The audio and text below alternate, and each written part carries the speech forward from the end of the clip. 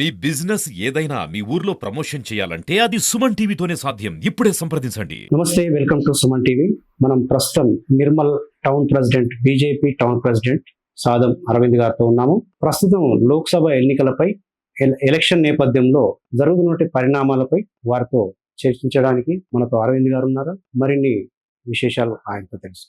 కాంగ్రెస్ నిర్మల్లో మహేశ్వర్ రెడ్డి గారు ఎమ్మెల్యేగా దాదాపు 50,000 మెజార్టీతో గెలుపొందడం జరిగింది. ఇప్పుడు పార్లమెంటు ఎలక్షన్స్ సమీపిస్తున్నాయి. మరి ఈ పార్లమెంటు ఎలక్షన్స్ నేపథ్యంలో అనుకోని విధంగా ఎవ్వరు ఊహించినటువంటి ఒక అభ్యర్థి కోడం నాగేష్ గారు తెర మీదకి వచ్చారు. అంతకు ముందేమో రాథోర్ రమేష్ గారు అనుకున్నారు, అలాగే రాజేష్ బాబు అనుకున్నారు. అంతకు ముందు అయితే సిట్టింగ్ ఎంపీలకు ఖచ్చితంగా కన్ఫామ్ అని చెప్పి అనుకున్నారు. కానీ మరి ఎవరు ఊహించని విధంగా నాగేష్ బాబు గారికి ఇవాళ టికెట్ రావడం జరిగింది.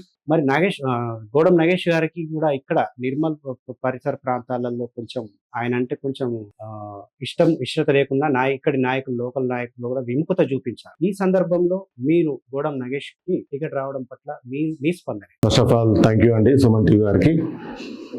ఏదైతే ఈ బీజేపీ ఎంపీ సీటు కేటాయింపు గురించి మీరు ఏదైతే అడిగినరో అది పూర్తిగా BJP party state and national పార్టీకి సంబంధించి, మా జాతీయ పార్టీ అధిష్టానం సంబంధించిన అంతర్గత విషయం అండి. దీంట్లో ఎలాంటి దాపరికము రహస్యం ఏం లేదండి. అందరూ ఇక్కడ ఆల్మోస్ట్ ఆల్ 4 ఎమ్మెల్యేలుగా గెలిచిండ్రు బీజేపీకి. సో వాళ్ళను అంతకుముందు ప్రీవియస్గా ఉన్న సోయం బాబురావు గారిని కూర్చుండబెట్టి ఒక నిర్ణయానికి వచ్చి, సోయం బాబురావు గారిని కూడా అతను తుడుం దెబ్బ ఒక కార్యక్రమాన్ని తీసుకొని గోండుల్లో విప్లవం తీసుకొచ్చిన వ్యక్తి, అతన్ని వేరు రకంగా వాడుకుందామనే ఒక మంచి ఆలోచనతోనే అతన్ని కలుపుకొనే ఈ కొత్త అభ్యర్థిని తెర మీద తీసుకురావడం జరిగింది. దీంట్లో ఎలాంటి అనుమానాలకు తావులేదు. మీకు దానికి మంచి ఉదాహరణ అంటే ఇప్పుడు సోయం బాబురావు గారు వితిన్ మా పార్టీల నుండి అభ్యర్థి గెలుపుకు సహాయపడుతున్నాడు. ఆ సోయం బాబురావు గారిని కూడా మొన్ననే అర్జున్ ముండా గారు కూడా వచ్చి ఒక అభయం ఇచ్చిర్రు. మీ సేవల్ని మేము వాడుకుంటాం, నేషనల్ లెవెల్లో వాడుకుంటాం అని చెప్పేసి, గిరిజన బిడ్డగా మీకు న్యాయం చేస్తామని చెప్పారు. వారు కూడా దానికి సంతృష్టులైనరు. దీంట్లో అందరు ఎమ్మెల్యేలు కూడా ఏక తీర్మానంతో గోడెం నాగేష్ గారిని అభ్యర్థనను సమర్పించిందండి. నిర్మల్ ఎమ్మెల్యే గారు 50,000 పైచిలకు మీదతో గెలుపొందడం జరిగింది. అయితే ఇప్పుడు ప్రస్తుతం ఉన్నటువంటి ఎంపీకి మీరు ఎంతవరకు ఎక్స్పెక్ట్ చేస్తున్నారు? ఎంత మెజారిటీతో పొందుతారని చెప్పి మీరు ఆశిస్తున్నారు? చూడండి, మొన్న గతంలో జరిగిన ఎన్నికలలో ఏలేటి మహేశ్వర్ రెడ్డి గారికి 51,000 పైచిలకు మెజారిటీ రావడం జరిగింది. అది అందరికీ తెలిసిన విషయమే. ఇది ఎంపీ ఎలక్షన్స్, అది మున్ముందు జరిగేది మోడీ ఎలక్షన్ కాబట్టి ఖచ్చితంగా అప్పుడు మా అభ్యర్థి అయిన మహేశ్వర్ రెడ్డి గారికి 51,000 వచ్చింది. ఇప్పుడు ఎంత తగ్గకున్నా ఆ 51,000కి ఇంకో 10,000 యాడ్ అయ్యి వస్తే తప్ప తగ్గే ప్రసక్తి లేదు. మేము ఎక్స్పెక్ట్ చేస్తుంది ఒక 60 నుంచి 65,000 మెజార్టీని మేము ఓన్లీ నిర్మల్ నియోజకవర్గంలో మా అభ్యర్థి గోడెం నాగేష్ గారికి ఇక్కడ తేవడం జరుగుతుంది. పార్లమెంట్ ఎలక్షన్ నేపథ్యంలో యూపీలో కేంద్ర మంత్రి అమిత్ షా గారు ఒక వ్యాఖ్యం చేయడం జరిగింది. అయితే దాన్ని రిజర్వేషన్ సంబంధించిన ఒక ఆయన ఏదైనా ఇచ్చినటువంటి స్టేట్మెంట్ ఈ రోజు కొంచెం దుమారం రేపుతున్నది. అది ఎంతవరకు మీరు దాన్ని రిసీవ్ చేస్తారు? దానికి మీ స్పందన? భారతీయ జనతా పార్టీ రిజర్వేషన్ల విషయంలో చాలా క్లియర్గా ఉందండి. మా అధిష్టానం మొదటి నుంచి చెప్తుంది సబ్కా సాత్ సబ్కా వికాస్ అనే ఒక నినాదంతో అన్ని వర్గాల ప్రజలకు న్యాయం చేయాలనే దిశగా మా భారతీయ జనతా పార్టీ పనిచేస్తుంది. అందులో ఎలాంటి అనుమానం లేదండి. ఖచ్చితంగా మా అధిష్టానం చెప్పినట్టు ఎవరైతే ఎస్సీలో వర్గీకరణ ఉన్నారో దానికి కట్టుబడి ఉన్నామని చెప్పినాం. మిగతా రిజర్వేషన్ల విషయంలో కూడా భారతీయ జనతా పార్టీ స్టాండ్ అయి ఉన్నది.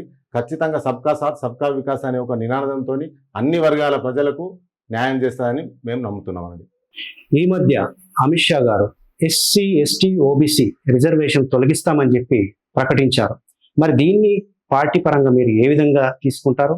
మరి ఈ రిజర్వేషన్ల తొలగింపుపై ప్రజల్లో ఉన్నటువంటి సందిగ్ధను ఎలా తొలగిస్తారని చెప్పి మీరు భావిస్తారు? ఏ సభలో కూడా భారతీయ జనతా పార్టీ మేము ఓబీసీ, ఎస్సీ, ఎస్టీ ఏదైతే రిజర్వేషన్ తొలగిస్తామని చెప్పిన దాఖలాలు లేవు.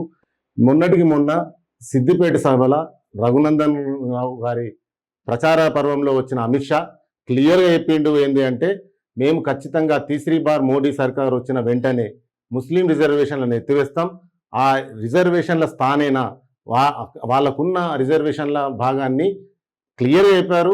ఎస్సీ ఎస్టీ బీసీలకు పంచి పెడతామని చెప్పారు. కానీ దీంట్లో ప్రతిపక్షం వాళ్ళు, ఎదురున్న కాంగ్రెస్ వాళ్ళు దీన్ని వక్రీకరించి చెప్పడమే తప్ప ఇలా ఎలాంటి ఆధారాలు లేవు. క్లియర్గా మీరు కావాలంటే బయట చూసుకోండి. రఘునందన్ రావు గారికి సభకు వచ్చినప్పుడు సిద్దిపేటలో ఇదే అమిత్ షా గారు క్లియర్గా చెప్పారు. దీంట్లో ఎలాంటి అనుమానం లేదు. నిజంగా చెప్పాలంటే భారతీయ జనతా పార్టీ అనేది దేశంలోనే బీసీ ఎస్టీ ఎస్సీ అణగారిన కులాలకు పెద్దపీట వేస్తున్నది. దానికి మంచి ఉదాహరణ ఇక్కడ ఉన్న ప్రధానమంత్రి ఒక బీసీ బిడ్డ. దానికి మేము కట్టుబడి ఉన్నాం. దీంట్లో ఎలాంటి అనుమానం లేదండి. దీంట్లో ఇవాళ Bharatiya Janata party అబ్కీ bar 400 bar అని ఒక నినాదంతో ఉవ్వెత్తున ముందుకు సాగుతున్న తరుణంలో ఇది కాళ్ళల్లో కట్టబెట్టే రకంగా కాంగ్రెస్ పార్టీ మాట్లాడుతుంది. దానికి కొంత సంబంధించిన మీడియా వక్రీకరించి చెప్పడమే తప్ప ఇలా ఎలాంటి ఆధారాలు లేవండి. ఇది క్లియర్. కావాలంటే ఇప్పటికి కూడా మా పార్టీ చెప్తున్నది ముస్లిం రిజర్వేషన్లు బరాబర్ ఎత్తేసి ఎవరైతే మన బీసీ ఎస్సీ ఎస్టీ వర్గాలు ఉన్నదో వాళ్ళకు పంచిపెడతామని చెప్పి సిద్దిపేట సభలో స్వయంగా ఇదే అమిత్ షా గారు చెప్పినది మీకు మీడియాలో కూడా వచ్చింది, ప్రింట్ మీడియాలో కూడా. ఈ మధ్య ముఖ్యమంత్రి రేవంత్ రెడ్డి గారు బీఆర్ఎస్ ను బంగ్లాదేశ్ తోను అలాగే బీజేపీని పాకిస్తాన్ తో పోల్చడం జరిగింది. మరి పాకిస్తాన్ బంగ్లాదేశ్ తోనే మా ఇండియా కూటమి ప్రత్యక్షంగా యుద్ధానికి దిగబోతుంది. వ్యాఖ్యలపై మీరు ఏ విధంగా స్పందిస్తారు? అసలు ఒక ముఖ్యమంత్రి స్థాయిలో ఉండి ఆయన అది భారతదేశ పౌరుడై ఉండి అలాంటి మాటలు మారడం అనేది జనాలు ఎవరు కూడా సహించరు. ఆ మాటకు వస్తే మరి ఆనాడు స్వతంత్రం వచ్చినప్పుడు 1947లో మన మొత్తం అఖండ భారతదేశం నుంచి అప్పనంగా పాకిస్తాన్కు అప్పచెప్పింది, అప్పుడు జిన్నా గారికి అప్పచెప్పింది కాంగ్రెస్ పార్టీ కాదా? మరి అది మర్చిపోయారా ముఖ్యమంత్రి గారు? మరి అక్కడ అప్పుడు విభజన జరిగిన ఆ పాకిస్తాన్ భూభాగాన్ని ఇవాళ 370 ఆర్టికల్ను తెచ్చి 335A రద్దు చేసి ఒక్క రక్తపు చుక్క కూడా కింద పడకుండా నరేంద్ర మోడీ గారి ప్రభుత్వం, భారతీయ జనతా పార్టీ ఆధ్వర్యంలోని ప్రభుత్వం మొన్న మన దాంట్లో కలుపుకున్న సంగతి మీరు మర్చిపోయినరా? మీకు ఏమండి, మీరు పాకిస్తాన్తో పోల్చే అంత ఉంది అంటే అది ఓన్లీ కాంగ్రెస్ వాళ్ళని పాకిస్తాన్తో పోల్చాల.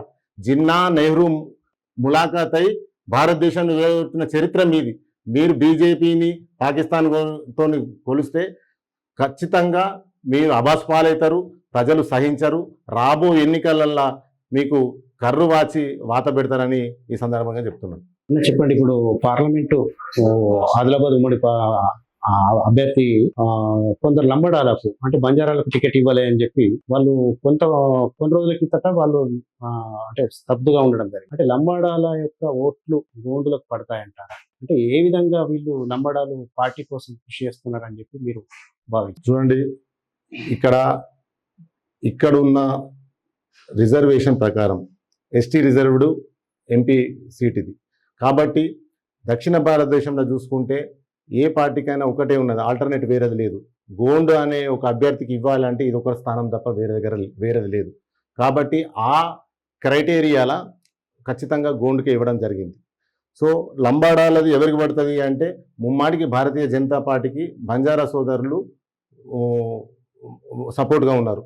దానికి నిదర్శనం మా దాంట్లో ఉన్న రాజేష్ బాబు గారు అయితేనేది, మరి రాథోడ్ రమేష్ గారు కానీ వీళ్ళందరూ బంజారా బిడ్డలు. రాథోడ్ రమేష్ గారికి 2 సార్లు ఎంపీ చేసి జడ్పీ చైర్మన్ చేసి ఎమ్మెల్యే చేసిన అనుభవం ఆయనకుంది. ఆయన సహాయ సహకారాలు పార్టీకి ఉన్నాయి, పార్టీ సహాయ సహకారాలు ఆయనకు ఉన్నాయి. కాబట్టే మీరు చూడండి, మా దాంట్లో మొత్తం కలుపుగోలుతనంతోనే ఉంది. కాబట్టి మీరు మొన్న చూడండి నామినేషన్ పర్వంలో రాథోడ్ రమేష్ గారు మరి నాగేష్ గారు అందరు కలిసే పోయి మీరు నామినేషన్ వేసిండ్రు. కాబట్టి ఎలాంటి అనుమానం లేదు, బంజారా సోదరులందరూ మూకుమ్మడిగా ఖచ్చితంగా భారతీయ జనతా పార్టీకే పట్టం కడతారు, ఓట్లు ఇస్తారు. ఉమ్మడి ఆదిలాబాద్ జిల్లాలో 4 ఎమ్మెల్యేలు ఉన్నారు. అయితే ఈ ఎంపీని గెలుచుకోవడానికి మంచి జోష్ మీద వర్క్ చేస్తున్నారు. మీ ప్రచారం నిర్మల్ నియోజకవర్గ పరంగా ఎలా సాగుతుంది? నిర్మల్ నియోజకవర్గం కానీ ఇంకా ఏ నియోజకవర్గంలోనైనా భారతీయ జనతా పార్టీ ఒక కన్స్ట్రక్టివ్ వర్క్గా ప్రచారం చేస్తుంది. ఒక నిర్మాణాత్మకమైన కమిటీస్ మాకు ఉన్నాయి. అది బూత్ లెవెల్ కమిటీలు అయితేంది, శక్తి కేంద్ర ఇన్ఛార్జీలు అయితేంది, మరి మీకు అసెంబ్లీ లెవెల్లో అయితేంది, పార్లమెంట్ స్థాయిలో మాకు అన్ని లెవెల్లో కమిటీస్ ఉన్నాయి. ఇక్కడ నిర్మల్లో ముఖ్యంగా ఏలేటి మహేశ్వర్ రెడ్డి గారు ఎవరైతే ఎమ్మెల్యే మాకు బీజేపీ నేత ఉన్నారో వాళ్ళ ఆధ్వర్యంలో, అదేవిధంగా మా జిల్లా అధ్యక్షుడు ప్లస్ రాష్ట్ర పార్టీ ఆదేశానుసారం మేము బూత్ లెవెల్లో కనీసం ఒక బూత్ లెవెల్లో ఉన్న ప్రతి ఇంటిని ఎలక్షన్ వరకు 5 సార్లు ఓటర్ను కలుసుకోవాలన్న ఒక కార్యాచరణతో ముందెళ్తున్నాం. దానికి ఆ ప్రచారంలో నరేంద్ర మోడీ గారు దేశానికి చేసింది ఏమున్నది, దేశం నుంచి మన కేంద్రం నుంచి రాష్ట్రానికి ఎన్ని నిధులు వచ్చినాయి, ఇవన్నీ మేము ఓటరు మహాశయులకు దగ్గరికి వెళ్ళి వివరించి, అందులో భాగంగా కేంద్ర నిధుల నుంచి వచ్చినాయి, ఉజ్వల యోజన అయితేంది, సిలిండర్లు ఇచ్చిన అయితేంది, స్వచ్ఛ భారత్ ఏంది, మొన్నటి వరకు మనకు 15th 14th ఫైనాన్స్ స్థానిక సంస్థలకు ఇచ్చిన నిధులు అయితేంది, ఇవన్నిట్లను వాళ్ళకు వివరిస్తూ మేము ఓటర్ల దగ్గరికి వెళ్ళి మా ఓటును అడుకోవడం జరుగుతుంది. ఖచ్చితంగా ఓటర్ మహాశయులను మమ్మల్ని చక్కగా ఆదరిస్తున్నారు. దాంట్లో ఎలాంటి అనుమానం లేదు. రాబో కాలంలో మంచి భారీ మెజార్టీతోని భారతీయ జనతా పార్టీకి సంబంధించిన అభ్యర్థి ఇక్కడ ఎంపీగా గెలవబోతున్నాడు. ఫైనల్ గా చెప్పండి, ఇప్పుడు అభ్యర్థిని చూసి ఓటు వేస్తున్నారా ప్రజలు, లేదంటే మోడీని చూసి? డెఫినెట్లీ అండి, నరేంద్ర మోడీ గారు మాకు ఒక గాడ్ ఫాదర్, మాకే కాదు దేశ ప్రజలు నమ్ముతున్నారు అది. సో అతని సమక్షంలోనే దేశం అన్ని విధాల అన్ని రంగాలల్లో భద్రతా భావంతో మంచి సురక్షితంగా ఉంటుందని చెప్పేసి నమ్ముతున్నారు. కాబట్టి ఆయన రిప్రజెంటివ్గా ఎవరైతే అభ్యర్థులు ఉన్నారో ఆయన పంపించిన దూతలుగానే చూసి వీళ్ళలో ఆయన చూసి ఓటేస్తున్నారు. అదేవిధంగా కూడా భారతీయ జనతా పార్టీ క్యాండిడేట్లను కూడా మంచి కెపాబిలిటీ సామర్థ్యత ఉండి సమాజంలో మంచి పేరున్న వాళ్ళని సెలెక్ట్ చేసి పబ్లిక్ ముందు పంపింది. కాబట్టి ఖచ్చితంగా 2 ఫ్యాక్టర్స్ పనిచేస్తాయి. ఇక్కడ క్యాండిడేట్ అయితే ఏంది, అదేవిధంగా ముఖ్యంగా నరేంద్ర మోడీ గారి చేస్తున్న పాలన చూసి ఖచ్చితంగా ఓటు అడుగుతాం. డెఫినెట్గా పబ్లిక్ కూడా మాకు సుముఖతంగా ఉండు. బీజేపీకి 1 or none, 1 లేదంటే 0 సీట్లు వచ్చే అవకాశం ఉందని చెప్పి కేసీఆర్ చెప్తున్నారు. మరి మీరు దాని మీద కేసీఆర్ వ్యాఖ్యలపై మీరే స్పందిస్తారు? కేసీఆర్ గారు పొద్దున ఒకటి మాట్లాడితే మధ్యాహ్నం ఒకటి మాట్లాడుతున్నా. ఆ స్టూడియోలో ఆ రోజు మరి వాళ్ళ చెప్పబోయి మరి ఎదుటి పార్టీ ప్రస్తావన తీసిండొచ్చు కావచ్చు, కానీ ఖచ్చితంగా ఆయన ఇంతకుముందు సారు కారు సర్కారు అని చెప్పిండు. ఇలా సారు కారు బేజారు అయిపోయింది. ఎట్టి పరిస్థితుల్లో అది 0 అవుతుంది. అది వాళ్ళు చెప్పుకున్న ఫిగర్, వాళ్ళ పార్టీకి సంబంధించిన ఫిగర్ ఆయన చెప్పుకున్నాడు.